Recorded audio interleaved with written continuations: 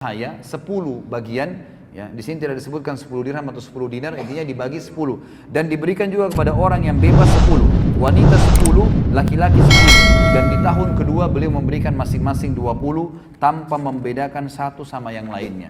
Jadi Abu Bakar di sini membagi rata dengan keadilannya.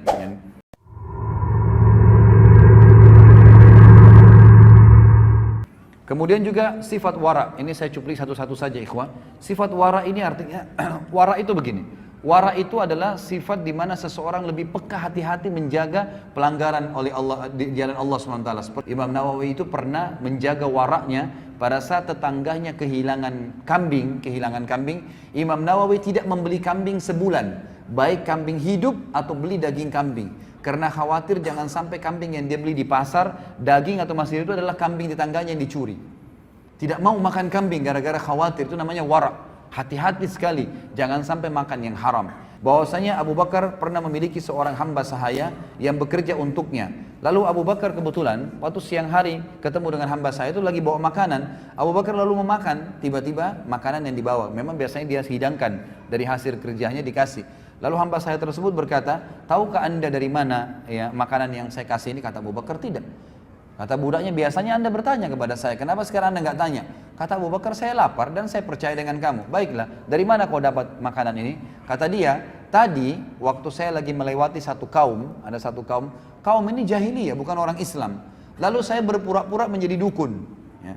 Saya pura-pura tahu sesuatu, lalu mereka saya terka-terka dan saya berbohong. Kemudian mereka memberikan imbalan, maka inilah yang anda makan. Dalam hadis ini, dalam riwayat ini dikatakan Abu Bakar lalu mengorek mulutnya dan mengeluarkan makanan tersebut sampai tidak tersisa.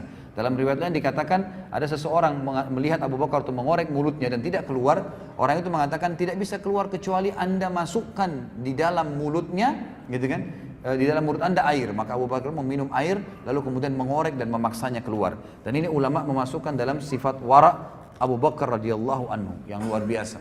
Contoh kelembutan hati dan tangisan Abu Bakar radhiyallahu anhu. Abu Bakar berkata kepada Umar, ayo kita kunjungin Ummu Aiman. Ummu Aiman salah satu sahabat yang sangat tua dan Nabi SAW sering berkunjung ke rumahnya, gitu kan. Lalu Abu Bakar dan Umar pun mengunjungi Ummu Aiman. Lalu Ummu Aiman menangis tiba-tiba waktu lihat Abu Bakar dan Umar. Kata Abu Bakar dan Umar, kenapa anda menangis wahai Ummu Aiman? Bukankah dengan matinya Rasulullah SAW berarti Allah memilihkan yang terbaik untuk beliau? Kata Ummu Aiman, saya tidak menangis karena Rasulullah SAW telah meninggal, karena itu memang pasti yang terbaik dari Allah untuk beliau.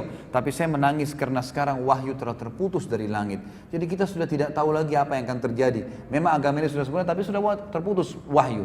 Maka Ummu Aiman menangis dan Abu Bakar serta Umar pun menangis seketika pada saat itu. Kemudian contoh zuhud, ya, Abu Bakar radhiyallahu anhu. Jadi Abu Bakar untuk mau minum, minta jadi khalifah, didatangkan segelas air dan ada madunya, dicampur madu. Waktu beliau mau minum, beliau menangis, gitu kan. Ini kan minuman yang enak sekali, air sama madu gitu kan. Beliau menangis, lalu beliau diam. Sedangkan yang lain tetap menangis, karena melihat kadang-kadang ada orang yang tiba-tiba mau minum terus nangis terisak-isak karena sedih. Kita mungkin bisa ikut nangis ya, karena sedihnya orang tersebut. Maka orang sekitarnya menangis, melihat Abu Bakar menangis. Lalu Abu Bakar pun kemudian dia kembali ya, mau meminum, pada saat mau masuk di mulutnya menangis lagi. Begitu terus 2 kali sampai 3 kali. Lalu Abu Bakar, ya, lalu mereka bertanya, apa yang membuatmu menangis wahai Amir Mukminin? Abu Bakar berkata, aku pernah bersama Nabi SAW. Aku melihat beliau mendorong sesuatu, ada minuman dikasih, beliau mendorongnya tiba-tiba dan aku melihatnya. Lalu beliau berkata, menjauhlah dariku, menjauhlah dariku. Padahal aku tidak melihat apapun. Maka aku bertanya kepada Nabi SAW, ya Rasulullah, aku melihatmu mendorong minuman tersebut padahal aku tidak melihat siapapun. Kamu tidak mau meminum itu. Untuk apa kamu menolaknya? Maka kata Nabi SAW, tadi dunia menampakkan diri dengan apa yang ada padanya. Maka aku berkata kepadanya, menjauhlah dariku. Maka ia pun menjauh. Dia dunia berkata, demi Allah, jika engkau bisa luput dariku, maka orang yang datang sepeninggalmu tidak akan sanggup menghindariku. Maka Abu Bakar berkata, aku khawatir jika dunia itu menimpahku, maka itulah yang membuat aku menangis. Jadi sampai menangis dengan khawatir jangan sampai dunia menjadi tempat ya beliau bergantung. Setelah terjadi perang dengan Musailam al-Kadzab dan dimenangkan oleh pasukan muslimin, terdapat 700 hafid Quran dari sahabat yang terbunuh. Maka Abu Bakar dan Umar pun khawatir, 700 orang bukan jumlah yang sedikit. Lalu mereka pun berdua memanggil ya seorang sahabat Nabi yang mulia. Pada saat itu adalah yang menerima wahyu, Zaid bin Thabit radhiyallahu anhu. Maka mereka berdua berkata, Abu Bakar berkata, wahai Zaid, kumpulkanlah Al-Quran yang telah jatuh di batang, yang telah tertulis itu kan, tapi waktu wahyu turun di atas pelapa-pelapa kurma, di tulang-tulang unta, di kulit-kulit unta, gitu kan, itu di batu-batu, kumpulin semuanya.